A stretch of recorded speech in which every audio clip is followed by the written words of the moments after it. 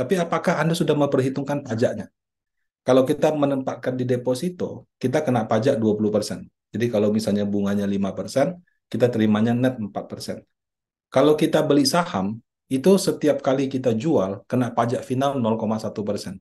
Makanya kalau kita jual beli saham, kok fee belinya 0,2, fee jualnya 0,3. Kok ada yang 0,25, ada yang 0,35. Selalu selisih 0,1.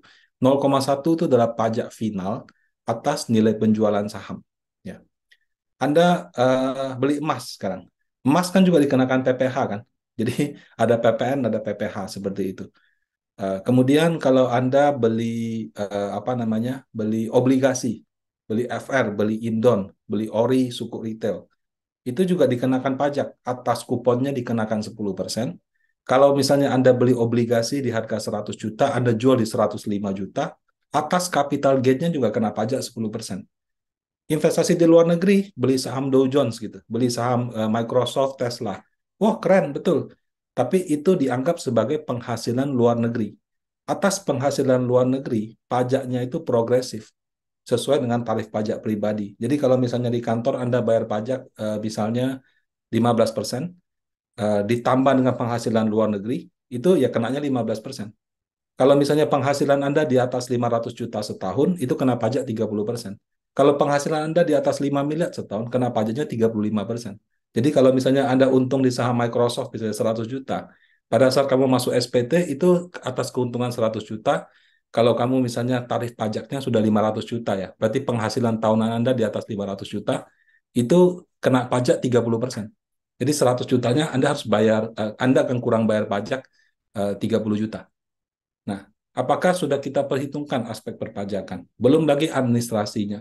Belum lagi, oh saya nggak mau lapor lah Pak, nanti ini. Oh, kalau nggak mau lapor, kena kena apa? Kena kena periksa pajak, akhirnya dijatuhkan denda. Nah, kalau di reksadana itu bukan objek pajak. Kalau Anda beli reksadana 100 juta, Anda untung 10 juta, atau Anda beli 1M misalnya, untung 100 juta, keuntungan 100 juta itu tidak menyebabkan Anda kurang atau lebih bayar pajak. Jadi kita masukkan sebagai penghasilan bukan objek pajak. Nah, itu keuntungan reksadana dari sisi perpajakan. Jadi sangat sederhana dia punya proses pembukuan di SPT kita gitu ya. Nah, beli reksadana juga bisa auto debit Bapak Ibu. Jadi misalnya kalau di tempat kerja saya, Panin Asset Management, kami bekerja sama dengan 4 bank. Ada Bank Panin, Bank BRI, Bank BCA, Bank Mandiri. Kalau misalnya saya punya rekening di salah satu dari 4 bank itu, saya bisa bikin surat kuasa. Kemudian dengan surat kuasa itu, setiap bulan misalnya didebet 250.000 dari tabungan saya, dipindahkan ke reksadana. Nah, eh, itu apa bedanya Pak sama yang insurance Pak? Kalau insurance bisa dari kartu kredit, kalau reksadana nggak bisa. Kemudian kalau di reksadana nggak ada istilah lapse Bapak Ibu. Kalau kita bayar asuransi kan bayar.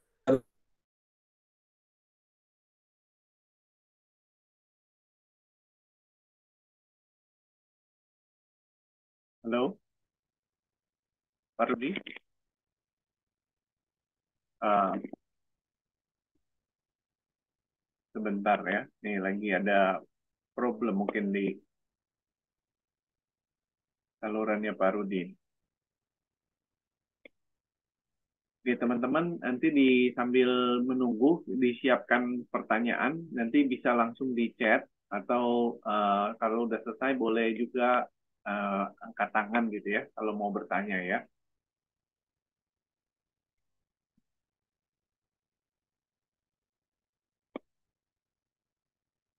Oke, putus. Ya, Sorry Pak. putus ya. Iya, iya. Ya maaf. Boleh, boleh. Oke. Sinyal ya, Pak. Ya maaf. Oke. Nggak apa-apa. Tadi sampai di auto dapat ya Pak ya. Iya, baik. Betul. Oke. Jadi tadi sekali lagi ya. Jadi kalau di reksadana kita melakukan misalnya pembelian berkala, terus di tengah-tengah misalnya ada kebutuhan. Paling gampang sekarang deh Coldplay gitu kan. Bahkan bahkan sampai di sosial media bilangnya apa eh, hidup nggak cuma sekali, tapi kok Coldplay mungkin cuma datang ke Jakarta seumur hidup sekali gitu. Akhirnya orang berlomba-lomba untuk menyimpan uang itu. Karena harga tiket paling mahalnya sampai 13 juta setelah pajak. Paling murahnya 800.000, mungkin setelah pajak 1 jutaan gitu. Jadi orang mungkin, oh yaudah kalau gitu saya stop aja auto debitnya, nanti uangnya kepake gitu. Nah, apakah akan terjadi lapse seperti insurance? Tidak ada. Jadi di reksadana itu sifatnya Anda menempatkan uang, misalnya 250.000, 250, 250.000, sudah 750. Bulan April Anda stop. Ya udah, uang Anda 750.000. Nanti bulan Mei, apakah jadi double, Pak? Nggak ada, tetap 250.000. Jadi dia punya investasi, cuman sifatnya berapa yang Anda investasikan, disitulah dana tersebut dikembangkan. Kalau misalnya kita lupa atau memang pas nggak ada dana, itu bisa bisa kita apa namanya nggak ada masalah, tetap seperti itu aja. Bahkan kalau misalnya saya bikin perjanjian, surat kuasanya 2 tahun, setiap bulan di auto debit 250.000. Terus kalau saya apa namanya nggak ada dana gimana Pak? Selama 2 tahun nggak apa-apa ya sudah. Kalau di tempat saya, pokoknya kalau 3 kali berturut-turut gagal, itu surat kuasanya kami batalkan, tapi saldonya utuh. Nah, jadi auto debit itu bisa membantu Bapak Ibu disiplin untuk berinvestasi di reksadana. Banyak orang yang tanya, Pak, strategi beli reksadana gimana? Kalau untuk saya yang orang kerja ya, karena saya kan orang kerja. Dari dulu sampai sekarang orang kerja, karyawan, ada gaji bulanan. Eh, yang canggih-canggih seperti beli atau jual itu, menurut saya itu satu hal, mau lakukan silakan. Tapi kadang-kadang kan kita juga ada pekerjaan. Ya. Kerjanya kadang-kadang bisa sibuk sekali. Kalau buat saya paling gampang adalah auto debit setiap bulan. Jadi nggak usah terlalu sering dilihat, pokoknya konsisten masuk aja setiap bulan.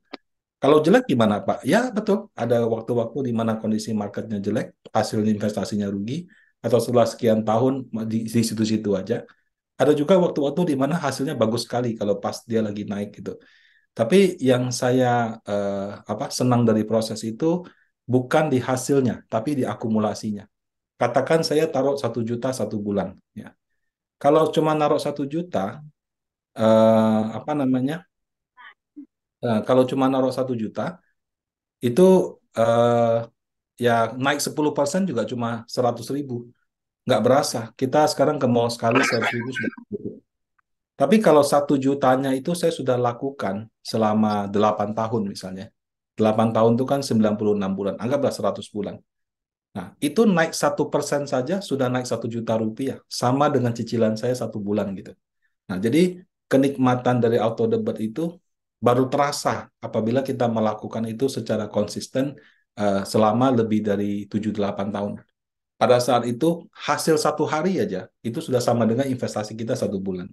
Nah, jadi untuk auto debit ini menurut saya cocok untuk kebanyakan daripada kita-kita yang merupakan karyawan dengan gaji bulanan. Seperti itu. Nah, kemudian ada berbagai pilihan sesuai kebutuhan. Reksadana itu bukan hanya saham, Bapak Ibu. Ada reksadana saham yang isinya 80%, minimal 80% saham. Ada reksadana pendapatan tetap yang isinya 80% minimal di obligasi. Ada reksadana pasar uang ya, yang dia isinya itu apa namanya? Isinya deposito, surat hutang jangka pendek, ada yang campur-campur. Nah, kita bisa menyesuaikan jenisnya dengan investasi kita. Misalnya, saya mau nabung untuk konser Coldplay gitu. Kalau gitu taruh di reksadana pasar uang. Kenapa? Karena resikonya paling kecil. Kalau untung nggak banyak tapi jarang rugi gitu. Saya mau taruh di reksadana untuk masa tua saya. Mungkin bisa pikirkan reksadana saham. Kenapa? Karena kalau dalam jangka panjang kenaikannya itu lebih tinggi dibandingkan yang lainnya. Saya mau rencana 2-3 tahun lagi misalnya mau jalan-jalan. Dibilang pendek, enggak. Karena kalau Coldplay kan bulan November. Mungkin bulan berapa sudah harus bayar. Kalau kita, tapi dibilang panjang, 2-3 tahun lumayan juga. Nah, mungkin kita bisa pertimbangkan reksadana pendapatan tetap atau campuran. Nah, jadi jenis reksadana yang bermacam-macam itu bisa membantu kita untuk memilih seperti itu. Nah, kemudian ada resiko ada nggak Pak? Oh, pasti ada. Secara umum di reksadana itu ada 4 macam resiko. Ya. Resiko yang pertama adalah resiko market. Sebentar, saya punya mouse nggak jalan. Eh, Oke. Yang pertama adalah resiko market atau resiko pasar. Ya. Resiko pasar ini gampangnya beli reksadana terus besoknya harganya turun gitu. Jadi mengalami yang namanya capital loss. Eh, tapi kalau kita waktu turun kita nggak jual ya nggak realize. Jadi dia cuma unrealize saja. Jadi beli. Kenapa turun Pak? Ya banyak hal gitu ya. Misalnya kalau tahun lalu, 2 tahun lalu karena pandemi, tahun lalu karena lockdown. Terus laporan keuangannya jelek. Oh, Amerika sama Cina lagi mulai mau berantem. Rusia sama Ukraina sudah perang betulan, bukan berantem lagi gitu. Nah, hal-hal seperti itu bisa menyebabkan gejolak pada pasar, termasuk kadang-kadang fear and greed yang berlebihan. Ya. Jadi kadang-kadang nggak ada apa-apa atau cuma isu biasa, tapi karena ketakutan yang berlebihan, orang semuanya rame-rame jual sehingga harganya turun. Ya. Kadang-kadang dia turun karena memang ada alasan fundamental, kadang-kadang cuma alasan ketakutan aja. Contoh kayak beberapa waktu itu, ini kita kan dengar dedolarisasi. Wah, katanya dolar nggak mau dipakai. Katanya negara ini sepakat nggak mau pakai dolar segala macam. Come on, Bapak Ibu. Dolar itu porsi dalam transaksi internasional tuh 46%. Ya. Nomor duanya itu euro 26%. Orang bilang renminbi yuan China. Itu cuma 1,5% dalam transaksi internasional. Jadi kalau ada transaksi 100 juta, cuma 1,5 juta yang pakai RMB. 50 juta itu masih pakai US dollar. Kalau mau bilang nanti ada yang menggantikan dolar, itu bisa, tapi mungkin butuh satu generasi. Kita semua sudah nggak ada dulu, nah nanti mungkin ada satu mata uang baru yang mungkin menggantikan dolar. Itu pun syaratnya negara itu mesti menang perang dunia. Amerika Serikat menjadi pemenang perang dunia di Perang Dunia Kedua. Dominasinya dia bertahan sampai sekarang, dari tahun 1945 sampai sekarang. Nah, kalau mau yang seperti itu, yang kedua, dia mesti menang dulu perang dunia, bukan Piala Dunia ya. Menang Piala Dunia Argentina, tapi mata uangnya nggak dominan. Perang dunia yang mungkin bisa mengubah satu negara dianggap mendominasi gitu. Nah, tapi ya perang Rusia Ukraina sampai sekarang saja toh nggak ada hasilnya kan. Nah, jadi eh, eh, dedolarisasi, saya tahu beberapa investor yang punya dolar ketakutan jual dulu dolarnya, takut dolarnya jadi 10.000. Padahal kalau yang sudah hidupnya sudah cukup lama ya, melewati berbagai krisis, waktu lihat dolarnya segitu pada rame-rame beli gitu. Tapi yang ada orang karena ketakutan berlebihan pada jual. Ya, jadi fear and greed itu juga bisa menyebabkan harga daripada investasi mengalami penurunan. Nah, kemudian ada juga namanya resiko likuiditas. Likuiditas itu apa, Pak? Jadi kalau keunggulan reksadana adalah kalau saya beli dan saya jual, ada kewajiban harus dibayar dalam 7 hari kerja maksimal. Kita kalau beli emas, mau jual emas bisa nggak? Bisa. Tinggal datang ke Antam atau datang ke Pegadaian atau toko emas kan. Cuma harganya mereka yang tentukan. Kalau rugi gimana Pak? Ya terserah kamu. Kamu mau duitin ya kamu jual di harga segitu. Kalau enggak ya terserah kamu gitu. Nah, jadi emas mungkin bisa dijual, tapi harga belinya yang tentukan bukan kita. Dan bisa saja harga beli dia jauh di bawah harga pasar. Kalau kita punya properti, lebih susah lagi. Kita harus listing. Kalau ada yang kenal-kenal kan. Kalau nggak kenal, kita pasang iklan di properti, mungkin tunggu berapa hari atau berapa bulan. Bahkan ada yang bertahun-tahun juga nggak ada yang beli gitu. Nah, jadi ketika kita punya aset, mau kita jual, itu tidak semudah yang kita kira. Saham liquid dong, Pak. Oh ya, liquid, betul. Itu kalau kamu pasang di harga yang market mau beli. Kalau kamu misalnya harga BRI contoh, sekarang 5.150. Saya mau jual di harga 7.500. Good luck with that, pasang aja. Nggak tahu tahun berapa kamu dapat. Nah, tapi kalau jual dengan harga sekarang, bisa. Nah, jadi apa namanya, untuk resiko likuiditas itu mengacu kepada ketika kita mau uangkan bagaimana. Nah, di reksadana itu mau sahamnya liquid atau nggak liquid, atau apapun kondisinya, itu di peraturan OJK kewajibannya 7 hari kerja. Jadi kalau lewat daripada 7 hari kerja, itu perusahaannya akan kena sanksi. Nah, tapi tetap ada resiko. Nah, apa yang terjadi? Misalnya manajer investasinya, uangnya itu dikelola di saham-saham yang nggak jelas. Taruh di deposito, banknya tutup. Ya. Beli di obligasi, obligasinya gagal bayar. Nah, kalau misalnya seperti itu, bisa terjadi resiko likuiditas, di mana nasabah tidak mau menarik uangnya tidak bisa. Ya. Ada juga resiko kredit. Nah, kalau resiko kredit sama likuiditas itu pasangan. Misalnya saya menempatkan di deposito, amit-amit banknya tutup gitu, nilainya di atas LPS sehingga tidak diganti. Nah, itu resiko kredit. Nah, itu yang harus kita perhatikan. Jadi, walaupun kita menempatkan dana di reksadana, laporan bulanannya kita masih baca itu perusahaan-perusahaannya perusahaan yang oke nggak, atau jangan-jangan yang aneh-aneh. Nah, baru yang terakhir, resiko regulasi. Nah, sebagaimana kita tahu, sejak beberapa tahun ini ada perusahaan-perusahaan kena sanksi daripada OJK. Sanksi ini, sanksi itu. Kenapa mereka kena sanksi? Karena dalam menjalankan kegiatan usahanya, mereka melakukan tindakan pelanggaran. Karena mereka melakukan tindakan pelanggaran, makanya ada yang dibubarkan, ada yang di-freeze, ada yang nggak ini, ada yang itu. Nah, ini balik lagi kepada perusahaan, good corporate governance-nya jalan atau tidak. Nah, itu seperti itu. Selanjutnya, nah ini jenis-jenis reksadana, saya skip saja ya. Jadi, kalau yang masyarakat umum tahu, itu yang ini, 4 ini. Tapi kalau yang ini mungkin yang sudah lebih advance, mungkin kalau di kesempatan lain saja. Jadi ada pasar uang, pendapatan tetap, campuran, saham. Ya, mungkin kalau yang banyak diakses masyarakat ada juga yang tipe syariah. Kalau misalnya belinya di bank syariah atau mau spesifik syariah. Nah, ada juga reksadana indeks. Ya, indeks itu agak beda sama saham. Kalau saham itu misalnya saham reksadana saham sama reksadana indeks saham bedanya apa? Kalau reksadana saham suka-suka manajer investasinya beli saham apa. Tapi kalau reksadana indeks IDX 30 atau LQ 45, dia cuma boleh isinya LQ 45, nggak boleh yang lain. Nah, itu uh, perbedaannya. Ada juga reksadana terproteksi.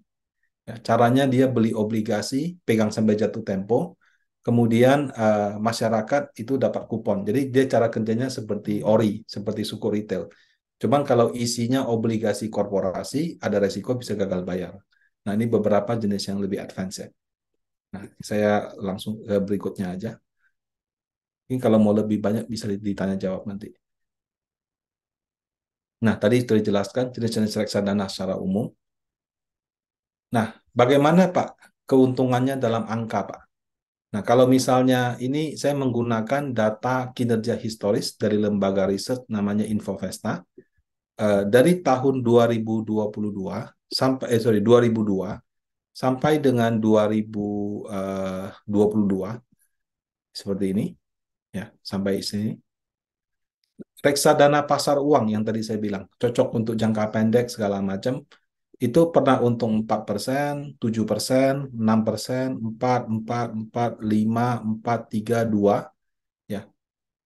Kalau dirata-ratakan itu 4,75, tertingginya pernah 7%, terendahnya 2,79, tapi selama 10 tahun tidak pernah rugi. Ya, setiap tahun selalu untung. Nah, cuma untungnya nggak banyak gitu. Eh, Kalau Anda beli reksadana seperti ini, yang wajar ya, itu kira-kira 3-4%. Jadi kalau saya beli, bukan janji ya, tapi lebih ke, Pak bisa dapat berapa sih Pak kalau beli pasar uang Pak? Ya 3-4 lah. Tapi bisa juga 2,7, bisa juga 3,2 kayak tahun lalu. Jadi yang namanya reksadana pasar uang itu biasanya mengikuti tren bunga deposito. Makin rendah bunga deposito, performanya juga makin rendah gitu. Nah, kalau reksadana yang isinya obligasi surat hutang, pernah untung 13, 9, 10, pernah rugi. Ya, jadi walaupun belinya surat hutang bisa rugi. Kenapa surat hutang bisa rugi, Pak? Betul, surat hutang itu kalau kita pegang, dia nggak gagal bayar, pada saat jatuh tempo kan pasti dikembalikan. Nah, yang jadi masalah, kalau jatuh temponya masih 15 tahun lagi, 10 tahun lagi, dibalikinnya betul, dibalikin, apalagi yang pemerintah. Tapi 15 tahun lagi. Nah, dari sekarang sampai 15 tahun itu, berarti harganya bisa naik turun di tengah-tengah. Nah, kalau dalam situasi misalnya bunga mengalami kenaikan, bunga bank kenaikan, harga obligasi turun. Nah, itu bisa membuat harga obligasi menurun seperti terjadi di 2005, terjadi lagi di 2013, terjadi juga di 2018. Ya. Nah, kemudian ada juga waktu-waktu di mana bunganya naik kayak 2022 yang lalu, tapi dia 1%. Jadi harga obligasinya turun. Tapi kenapa masih plus, Pak? Karena dia ada kupon-kuponnya. Jadi ada bunga-bunganya, bunganya lebih tinggi daripada penurunan harga, sehingga kalaupun dia naik itu walaupun turun tetap masih positif sedikit. Nah, secara historis 21 tahun, tertingginya 17, terendahnya minus 4%, rata-ratanya 7. Ketika ada investasi di jenis reksadana yang seperti ini, mungkin kita ngomong 4 sampai 6 tahun, 4 sampai 6% yang wajar. Kenapa nggak 7, Pak? Ya, kalau bikin asumsi itu harus agak konservatif. Jadi kalau pas hasilnya di atas asumsi, kita boleh bahagia. Yang jadi masalah orang set standarnya terlalu tinggi. Nanti pas nggak kejadian, kita jadi sedih gitu. Nah, jadi set standar itu menurut saya yang cukup wajar aja. Nah, kalau saham yang paling agresif, itu paling tinggi pernah untung hampir 1 kali lipat dalam setahun, 97%. Apes-apesnya bisa rugi setengahnya, 53%. Dari 2002 sampai 2022 itu rata-ratanya 14, wajarnya 8 sampai 10, ya, perkiraan yang wajar. Tapi kita harus ingat, saham itu nggak cuma rugi, Bapak Ibu. Resikonya bisa juga nggak kemana-mana dalam 5 tahun. Contoh misalnya 2017 minus, 18 minus, 19 minus, 2020 nggak minus, 21 nggak minus, tapi cuma 1%. 2022 minus 2% lagi. Jadi ada waktu-waktu di mana dalam 5 tahun sahamnya double digit terus. Ada juga waktu-waktu dalam 5 tahun itu nggak kemana-mana. Ya, makanya reksadana saham itu orang bilang investasinya untuk jangka panjang. Kenapa? Karena ya dia ini lagi di cycle yang bagus. Ada juga di cycle yang jelek gitu. Nah, tapi pada saat siklus ini lewat, misalnya balik ke bagus lagi, ya kita yang sudah terlanjur kecewa karena menunggu nggak sabaran, mungkin kehilangan momentum pada saat itu.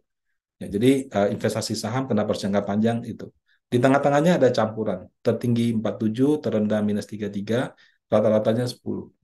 Nah, ini kalau ini 6 sampai 8%. Ini asumsi return yang wajar.